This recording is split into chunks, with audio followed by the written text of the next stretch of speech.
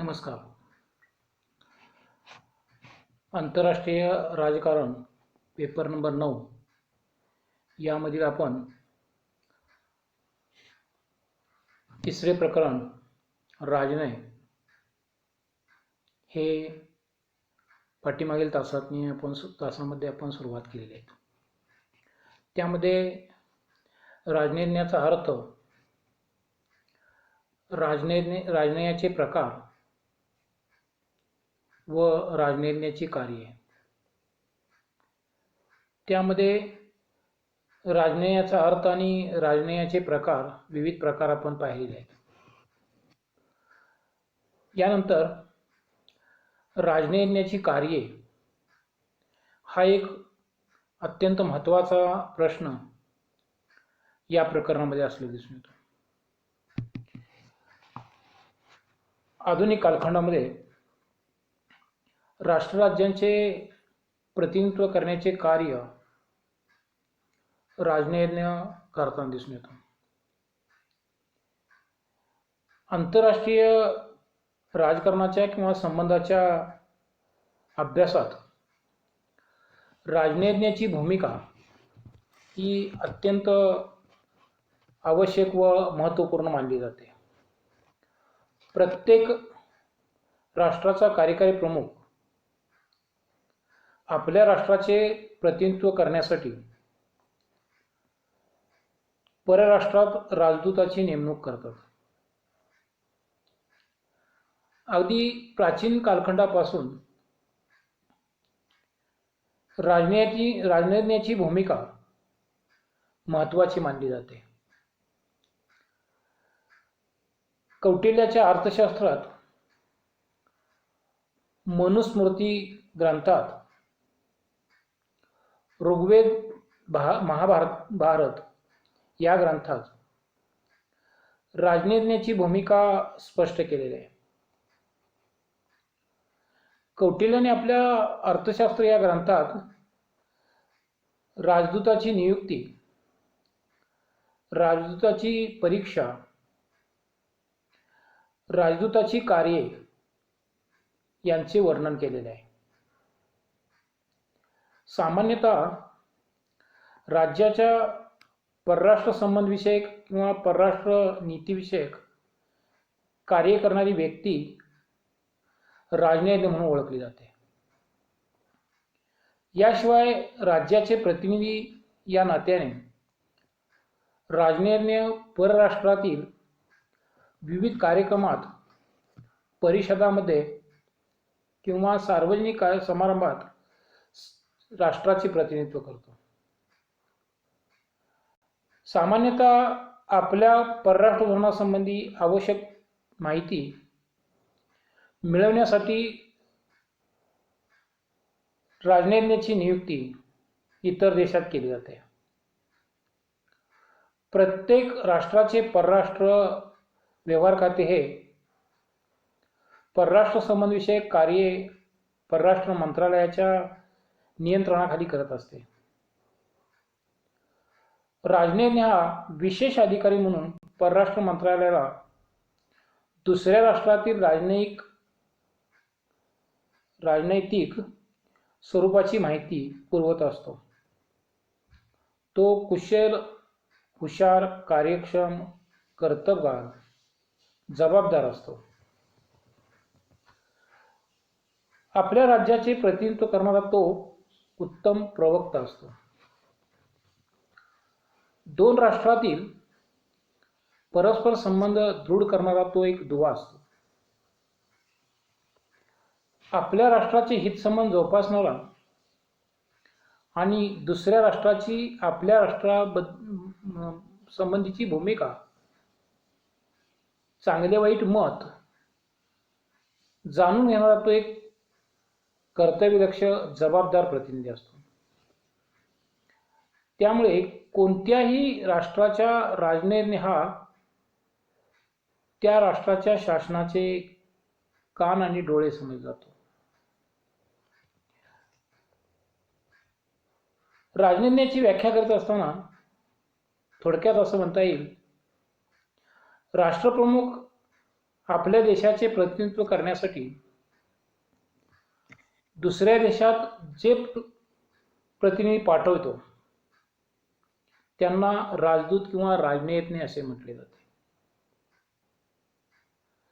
राजनयिज्ञाच्या कार्याबाबत मॉर्गन तो म्हणतो की परराष्ट्र खाते हा परराष्ट्र धोरणाचा मेंदू आहे, तर प्रदेशातील त्याचे राजनयिक प्रतिनिधी परराष्ट्र धोरणाचे डोळे, कान, मूक आणि बोटे आहेत. राजनयिज्ञ आपल्या राष्ट्राचे दुसऱ्या राष्ट्रात सांस्कृतिक,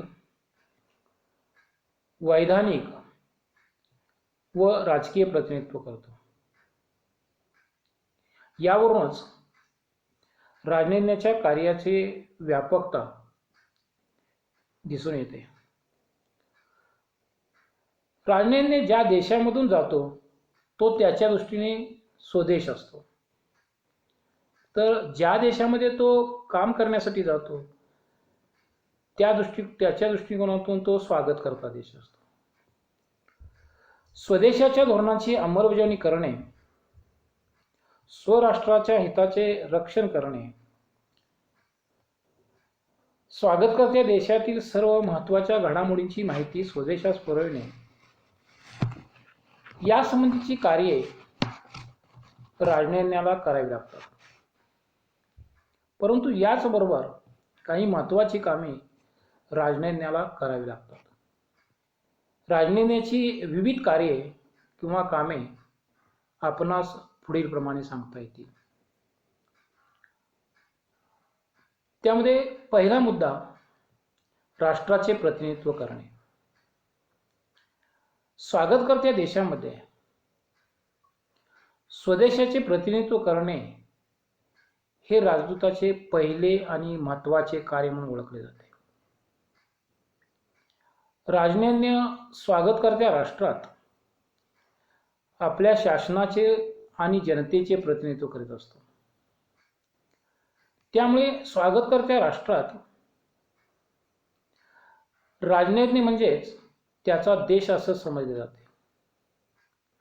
राजनयिज्ञ हा स्वदेश आणि स्वागतकर्ता देश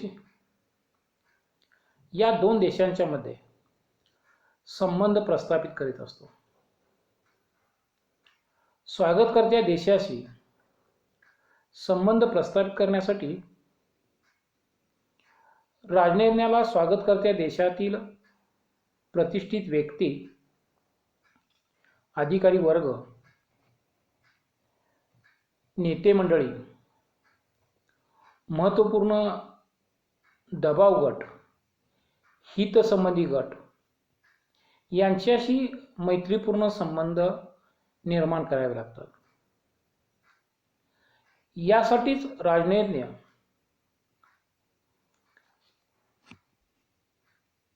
हा चतुर, संयमी, मेहनती, व्यासंगी असावा लागतो.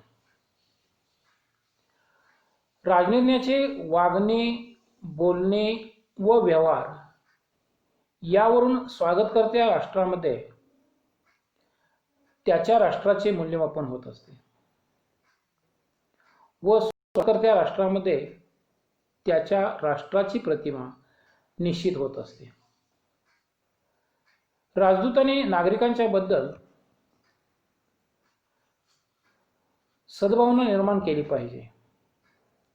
तसेच स्वागतकर्त्या देशामध्ये आपल्या देशाची व राष्ट्राची प्रतिष्ठा वाढविणे हे राजदूताचे काम आहे. अशा प्रकारे स्वागतकर्त्या राष्ट्रामध्ये राजनयिज्ञ राष्ट्राचे आणि जनतेचे प्रतिनिधित्व करीत असतो. दुसरा मुद्दा येतो तो म्हणजे राजनयिज्ञाचं कार्य दुसरं येतं ते म्हणजे वाटाघाटी करणे. राजनयिज्ञाची व्याख्याच मूलतः वाटाघाटी करणारा अशी केली जाते. कोणत्याही राष्ट्राचे वाटाघाटी करणे हे कोणत्याही राजदूताचे वाटाघाटी करणे हे महत्त्वाचे काम असते. राजनीती हा स्वदेश आणि स्वागतकर्ता देश या दोन देशांच्या मध्ये वाटाघाटी करीत असतो.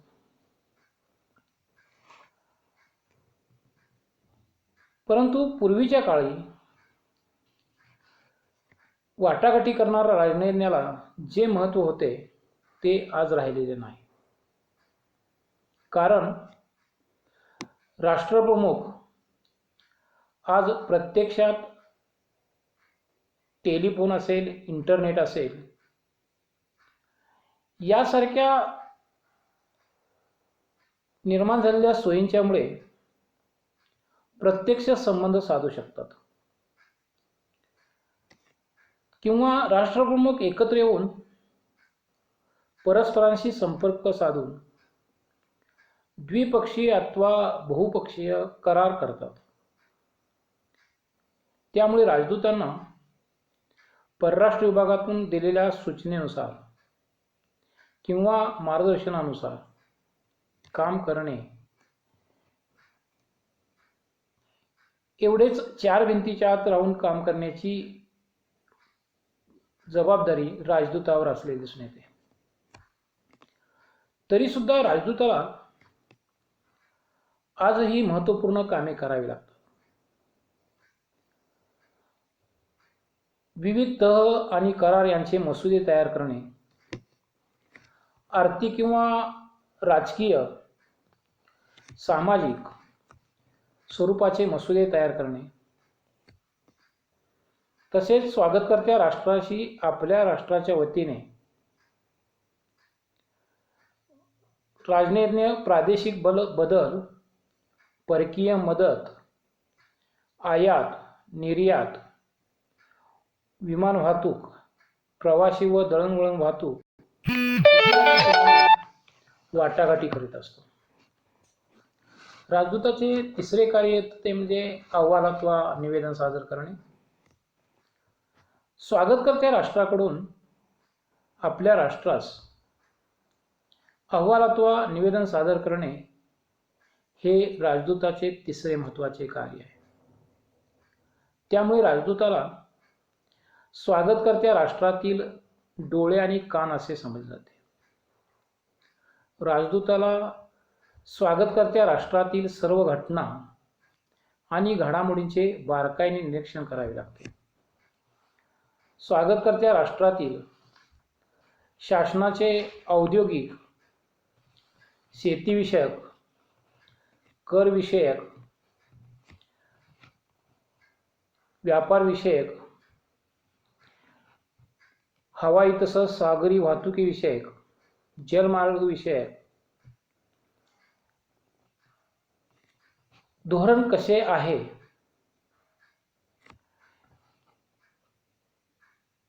स्वागतकर्त्या राष्ट्रातील बाजारपेठेची अवस्था, लोकमत, राजकीय नेतृत्व,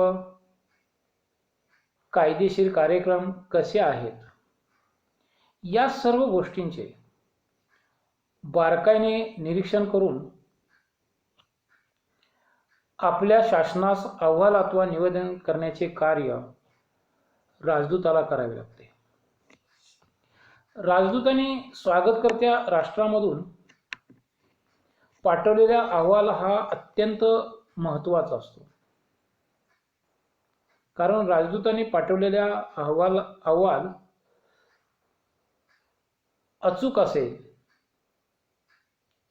अचूक असला पाहिजे, बरोबर असला पाहिजे.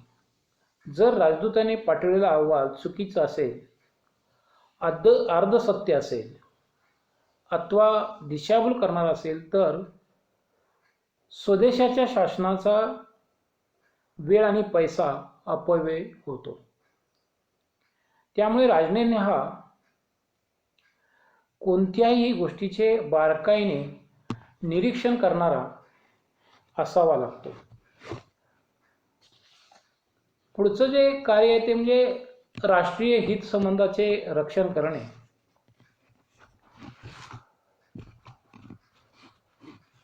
राजनीतीने आपल्या राष्ट्राच्या हितसंबंधाचे रक्षण करणे,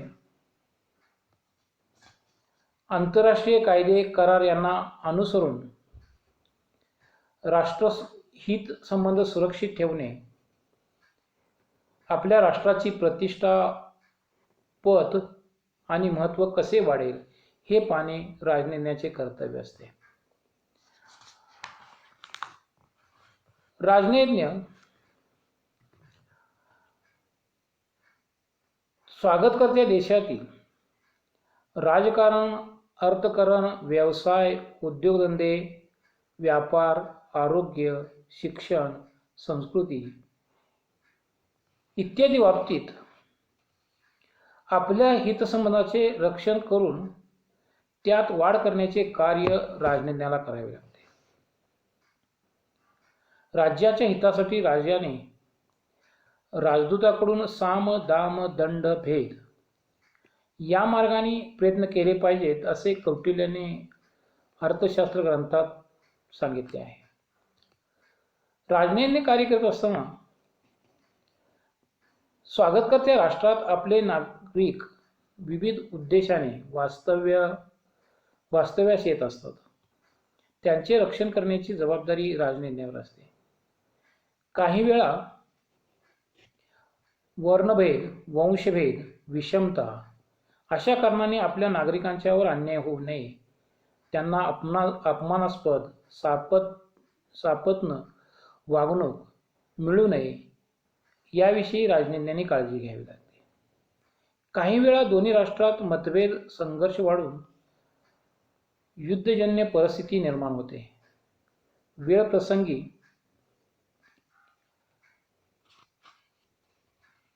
युद्ध सुरू होत आहे तेव्हा आपल्या नागरिकांना संरक्षण देऊन त्यांना मायदेशी सुखरूप पाठविणे, परराष्ट्रात आपल्या नागरिकांचे शिक्षण, व्यापार, व्यवसाय, राजकारण, पर्यटन अशा उद्देशाने काही काळासाठी येत असतात तेव्हा त्यांच्या संरक्षणाची जबाबदारी राजनैन्यावर असते. कुशल, कर्तव्यदक्ष राजनैन्य किंवा राजदूत राष्ट्रातील संबंध वाढविण्याचा प्रयत्न करतो. मैत्रीपूर्ण संबंध निर्माण करून परस्परांना विश्वास घेऊन राष्ट्रहिताचे संरक्षण करतात. पाचवं जे राजनैन्याचे कार्य येतं ते म्हणजे राष्ट्रीय हित संबंधाचे संरक्षण करणे. राजनैन्य नेहमी दोन्ही राष्ट्रातील मतभेद, तणाव आणि संघर्ष कमी करण्याचे आणि मैत्रीपूर्ण संबंध निर्माण करण्याचे प्रयत्न करीत असतो. राजनैन्य आपल्या बौद्धिक कौशल्याद्वारे युद्ध टाळण्याचा प्रयत्न करीत असतात. परंतु काही वेळा राजनैन्यामधील वाटाघाटी संघर्षमय होतात. त्यामुळे गैरसमज, तणाव वाढून संघर्ष, युद्ध चालू राहते. उदाहरणार्थ भारत-पाकिस्तानमध्ये अनेक वेळा राजनैन्यांनी संधी करार केले, परंतु दोन्ही राष्ट्रात मतभेद, संघर्ष वाढत गेले. त्यामुळे त्यांच्यात सीमावाद आणि अतिक्रमण सातत्याने चालू असलेले दिसून येते. भारताच्या शेजारचे सर्व राष्ट्रांशी भारताचे मैत्रीपूर्ण सलोख्याचे संबंध आहेत. तरी परंतु चीन आणि पाकिस्तान या राष्ट्रांचे संबंध नेहमी मतभेदाचे, तणावाचे असलेले दिसतात. थोडक्यात दोन्ही राष्ट्राच्या राजनैन्यांच्या बुद्धिकौशल्यावर आणि प्रयत्नावर त्यांचे संबंध मैत्रीपूर्ण किंवा संघर्षमय होत असतात. के.एम. पन्नीकर यांच्या मते राष्ट्राचे प्रादेशिक अखंडत्व आणि सार्वभौमत्व यांचे रक्षण करणे हे राजनैन्याच्या राजनैतिक कौशल्यावर आणि प्रयत्नावर अवलंबून असते. पुढचं कार्य येतं ते म्हणजे राजनैन्याने स्वदेशातील स्वकीय नागरिकांचे संरक्षण करणे. राजनैन्याने महत्त्वपूर्ण कार्य म्हणजे विदेशात वास्तव्य असताना त्या देशातील आपल्या नागरिकांच्या जीविताचे, मालमत्तेचे आणि इतर हितसंबंधाचे संरक्षण करणे होय. अशा नागरिकांना व्यापार, विद्यार्थी, प्रवासी यांना अपमानास्पद वागणूक मिळणार नाही याची त्याला दक्षता घ्यावी लागते. बऱ्याच वेळा वंशवाद, विषमता यामुळे अन्याय, जुलूम होतो. नागरिकत्वापासून त्यांना वंचित ठेवले जाते. अशा वेळी स्वकीय नागरिकांचे प्रश्न सोडवणे, त्यांचे संरक्षण करणे हे राजदूताचे कार्य आहे. याशिवाय निर्वासितांचे प्रश्न, अपहरण केलेले नागरिक, पत्रकार, पकडून ठेवलेले सैनिक यांच्यावरील अन्यायाची दखल राजनैन्याला घ्यावी लागते. 7वं जे कार्य येतं ते म्हणजे विदेशात स्वदेशाची प्रतिमा निर्माण करणं. राजनैन्याला आपल्या देशाची संस्कृती व राष्ट्रीय जीवनाचे प्रतिनिधीकरण म्हणून भूमिका पार पाडावी लागते. देशाच्या प्रतिमेला कोणत्याही प्रकारचा धक्का लागणार नाही याची काळजी घ्यावी लागते. आपल्या देशाची ऐतिहासिक परंपरा, सामाजिक, राजकीय, आर्थिक हितांची आकांक्षा यांची जपणूक करावी लागते. राजनैन्य आपला देशाची संस्कृती याविषयी जागृती असावी लागते. पुढचे जे कार्य येते ते म्हणजे परपत्राचे वितरण, त्याला आपण व्हिसा असं सुद्धा म्हणतो. कोणत्याही देशाच्या नागरिकाला परपत्र अर्थ देशाच्या सीमेबाहेर प्रवास करण्याचे अनुमतीपत्र, व्हिसा या अर्थाने आपण तो शब्द वापरतो. अनुमतीपत्र शासनाच्या विदेशी मंत्रालयाकडून प्रदान केले जाते. परंतु त्या राज्यात कोणी विदेशी नागरिक राहत असेल तर त्याला परपत्र देण्याचे कार्य त्या राज्यातील त्यांच्या दूतावासातील राजदूत करीत असतो. उदाहरणार्थ कोणी भारतीय अमेरिकेत राहत असेल व त्याला परपत्र पाहिजे असेल तर तो अमेरिकेतील भारतीय दूतावासाकडे परपत्रासाठी विनंती अर्ज करू शकतो. तेथे त्याला परपत्र मिळते. त्यानंतर तो नागरिक ज्या देशात प्रवास करू इच्छितो किंवा प्रवासाच्या काळात ज्या देशात निश्चित काळासाठी थांबण्याची त्याची इच्छा असते त्याला त्याचे अनुमतीपत्र प्रदान करण्याचे कार्य त्या देशाच्या राजदूताचे आहे. यानंतर पुढचं कार्य आहे ते म्हणजे प्रादेशिक अखंडत्वाचे रक्षण करणे. प्रत्येक देशाच्या अस्मितेचा प्रश्न त्या देशाच्या स्वातंत्र्याशी, प्रादेशिक अखंडत्वाशी निगडीत असतो. या प्रश्नाचे गांभीर्य ओळखून राजनैन्याला कार्य करावे लागते. आपल्या देशाचे सार्वभौमत्वाला धोका निर्माण होणार असेल तर जागतिक लोकमत कसे अनुकूल करून घेता येईल याची काळजी राजनैन्याला करावी लागते. आपल्या देशावर कोणी आक्रमण करत असेल तर विदेशातील राजदूत सत्य आणि न्याय्य बाजू मांडित असतो. युद्धजन्य परिस्थितीत इतर राष्ट्रांशी मदत करावी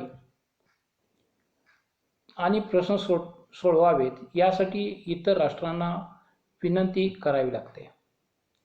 याशिवाय अनेक इतर कार्ये सुद्धा राजदूताला करावी लागतात. ही विविध कार्ये म्हणजे राजनैन्याचे स्वरूप सर्वस्पर्शी झाले असून त्याच्या सीमा विस्तारलेल्या आहेत. राजनैन्याच्या कार्यात आणि अधिकारात वाढ झालेली आहे. एखाद्या देशात खेळण्यासाठी संघ पाठवणे, सण उत्सव साजरे करणे, अन्नधान्यांची आयात निर्यात करणे, पर्यावरणाचे प्रश्न सोडविणे, आरोग्यविषयक सुविधा, अवकाश संशोधन, सहकार्य मिळवणे, दूरसंचार, दळणवळणासंबंधीची देवाणघेवाण निर्माण करणे, दहशतवाद, अतिरेक्यांचे प्रश्न सामूहिक रीतीने सोडवणे अशा प्रकारची विविध कार्ये करण्यासाठी राजनैन्याला प्रयत्नशील राहावे लागते. अशा प्रकारे राजनैन्याला आधुनिक काळात विविध प्रकारची कार्ये करावी लागतात.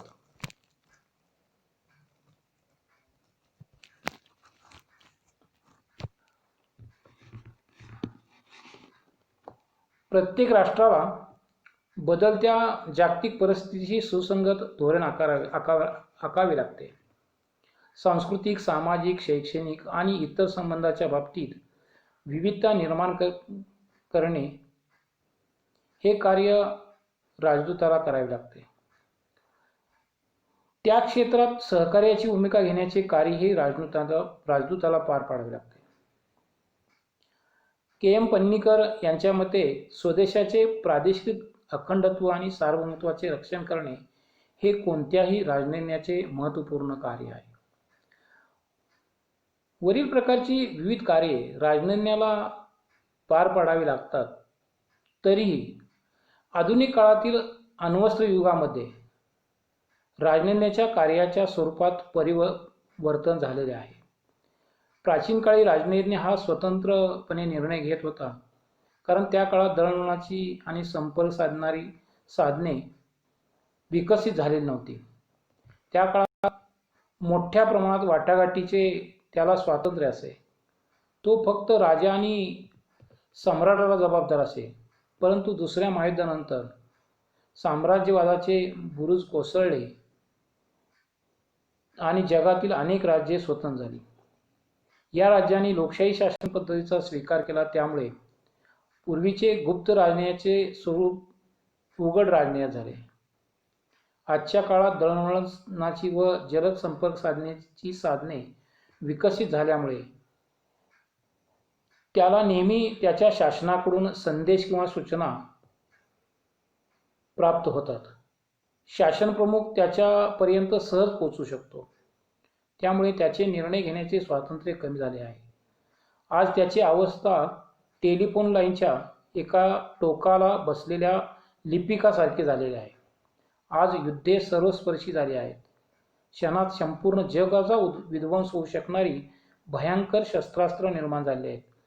जेव्हा संपूर्ण जग हे ज्वालामुखीच्या उंबरठ्यावर उभे आहे, अशा वेळी प्रत्येक देशाच्या राजनैन्याला अत्यंत विवेक आणि संयमाने कार्य करावे लागत आहे, की जेणेकरून मानवजातीला तिसऱ्या युद्धापासून कसे वाचवता येईल या दृष्टिकोनातून राजनैन्याला कार्य करावे लागत आहे असं आपणाला दिसून येतं. आणि त्यामुळे राजनैन्याचं महत्त्व कमी होत चाललेलं आहे असं आपणास